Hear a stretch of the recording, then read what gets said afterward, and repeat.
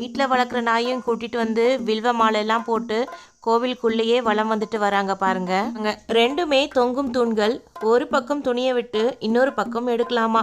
இந்த தொங்கும் தூண்களை பார்க்க தான் நம்ம மக்கள் ஆந்திராவில் இருக்க லாதகத்துல ஏதாவது கோளாறு இருந்தா இந்த கோவில்ல இருக்க பைரவரை வழிபட்டு பலன் பெறலாம். என் இனிய தமிழ்னியின் அன்பு வணக்கங்கள். இன்னைக்கு நம்ம தர்மபுரியில் இருக்கோம். நாங்கள் பர்சனலாக இந்த ஊருக்கு வந்த இடத்துல 3 கோவில்களை தரிசனம் பண்ணோம். அதில் 2 கோவில்கள் மிகவும் பிரசித்தி பெற்ற கோவில். இந்த கோவிலுக்கு தான் போகணுன்ட்டு இந்த ஊருக்கு நம்ம வரல. பழம்பெரும் கோவில்கள் எதனா இருந்ததுன்னா தரிசனம் பண்ணலான்ட்டு கூகுளில் தேடி பார்த்தோம். அப்போது நாங்கள் இருக்க இடத்துக்கு பக்கத்தில் ஒரு கோவில் இருக்க மாதிரி காட்டுச்சு. அப்படி கூகுள் மேப் உதவியால் வந்த இடம்தான் பெருமாள் கோவில். இந்த கோவில் ஒரு 100-200 வருஷம் பழமையாக இருக்கும். கிராமத்தை சேர்ந்த கோவில் மாதிரி தெரியுது. கோவில் பூசாரி வர்றதுக்காக வெயிட் பண்ணோம். அவர் வர நேரமானதுனால நாங்கள் கோவிலை வலம் வந்துட்டு சாமியை கிரில் கேட் வழியாக பார்த்துட்டு இங்கேருந்து கிளம்பிட்டோம். நம்ம குடும்பம் எப்பொழுதும் பழமையான கோவில்களை தேடி பயணம் பண்ணுவோம். சில நேரத்தில் 5 கோவில்களை கூட ஒரே நாளில் நாங்கள் தரிசனம் பண்ணுவோம். சூரிய வெளிச்சம் இருக்க வரைக்கும் கோவில்களை படம் பிடிச்சி அந்த கோவில்களை பற்றின முழு விபரத்தை நம்மளோட இன்னொரு சேனலில் தனித்தனி வீடியோவாக பதிவு பண்ணிட்டு வரோம். இந்த சேனலில் நம்மளோட எல்லா விதமான பயணங்களையும் பதிவு பண்ணிட்டு வரேன். உங்களுக்கு கண்டிப்பாக நம்மளுடைய பயணம் பயனுள்ளதாக இருக்கும். உங்களுக்கு இந்த வீடியோ பிடிச்சிருந்தா லைக், ஷேர், சப்ஸ்கிரைப் பண்ணுங்க. இந்த மாதிரியான கிராமத்து கோவில்களில் நிறைய மாணவர்கள் ஆங்காங்கே உட்கார்ந்து பரீட்சைக்கு படிக்கிறத நம்மளால பார்க்க முடியும். இந்த மாதிரி ஒரு சூழல் அமைஞ்சா எவ்வளோ நல்லா இருக்கும். நகரத்து பிள்ளைகளுக்கு மட்டும் இந்த மாதிரி அமையறதில்ல. இப்படிப்பட்ட ஒரு சூழல்ல இருக்க பெருமாளை வணங்கிட்டு அந்த கோவிலை வலம் வர்றது எனக்கு ரொம்பவே பிடிச்சிருந்தது. நான் வசிக்கிற ஊர்ல இந்த மாதிரி ஒரு கோவில் இருந்தா அடிக்கடி நான் போயிடுவேன். அப்படியே நம்ம கோவிலை தரிசனம் பண்ணிட்டு அடுத்த கோவிலுக்கு போயிடுவோம்.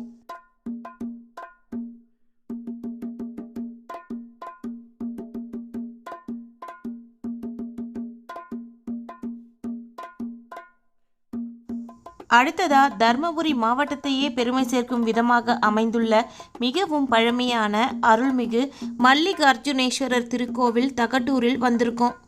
மிகவும் பழமையான சிவன் கோவில் புதுப்பிச்சிட்டு இருக்காங்க. கோவிலை புதுப்பிச்ச உடனேயும் மறுபடியும் இந்த கோவிலை படம் எடுத்து சிறப்பாக நம்ம வீடியோ போட்டுடலாம்.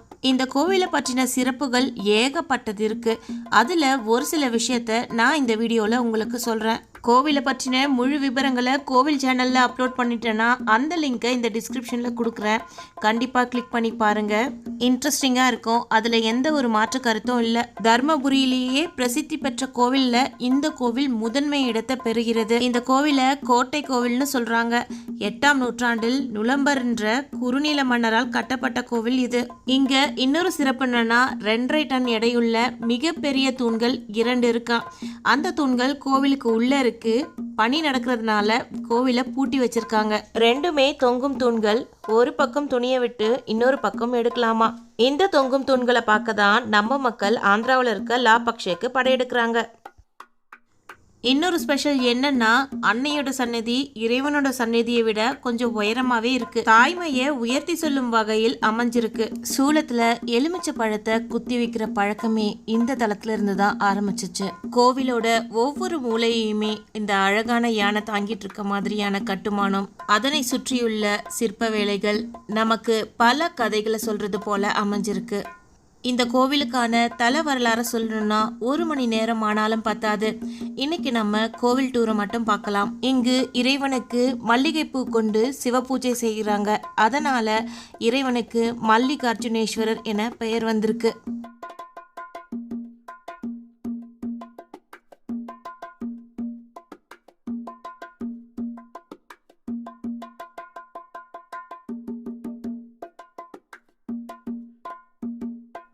அடுத்ததா நம்ம வந்திருக்க இடம் அருள்மிகு காலபைரவர் திருக்கோவில்.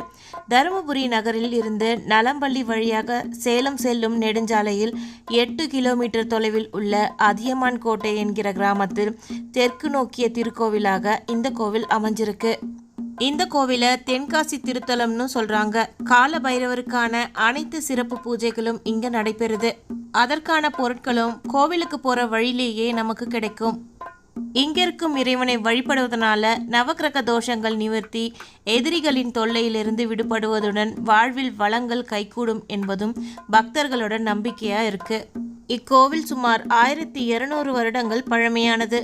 குப்பை மேனி செடி இருக்கிற இடத்துல குப்பையை போட்டு வச்சிருக்காங்க. இந்த வேலையை பார்த்தவங்கள நினச்சி ரொம்ப பெருமையாக இருக்குது. இந்த கோவிலோட சிறப்பு என்னன்னா, நம்ம வீட்டு நாய்க்குட்டிகளோடவே இந்த கோவிலுக்கு வந்து சாமி கும்பிடலாம். அதையும் பார்த்துடலாம் இந்த வீடியோவில். மன்னர் அதியமானுக்கும் அவருடைய மக்களுக்கும் தட்சிண காசி காலபைரவர் குலதெய்வமாக இருக்காரு. இந்தியாவிலேயே 2 இடத்துல மட்டும்தான் காலபைரவர் கோவில், அதுவும் பழமையான கோவில் இருக்கு. ஒன்று காசியில், இன்னொன்று இங்கே. இந்த கோவிலை கட்டிய பிறகுதான் அதியமான் மன்னர் போரில் வெற்றி பெற்றார்ன்ற வரலாறுமே இருக்கு. ஜாதகத்தில் ஏதாவது கோளாறு இருந்தால் இந்த கோவிலில் இருக்க பைரவரை வழிபட்டு பலன் பெறலாம்.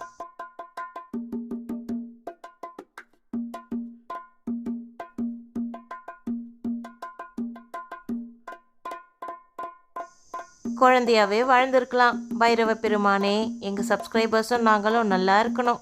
மறக்காமல் சப்ஸ்கிரைப் பண்ணிடுங்க.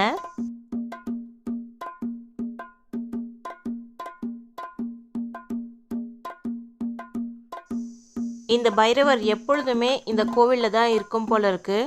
கோவில் சன்னதியை சுற்றி சுற்றி தான் வருது, வேற எங்கேயும் போன மாதிரி தெரியல.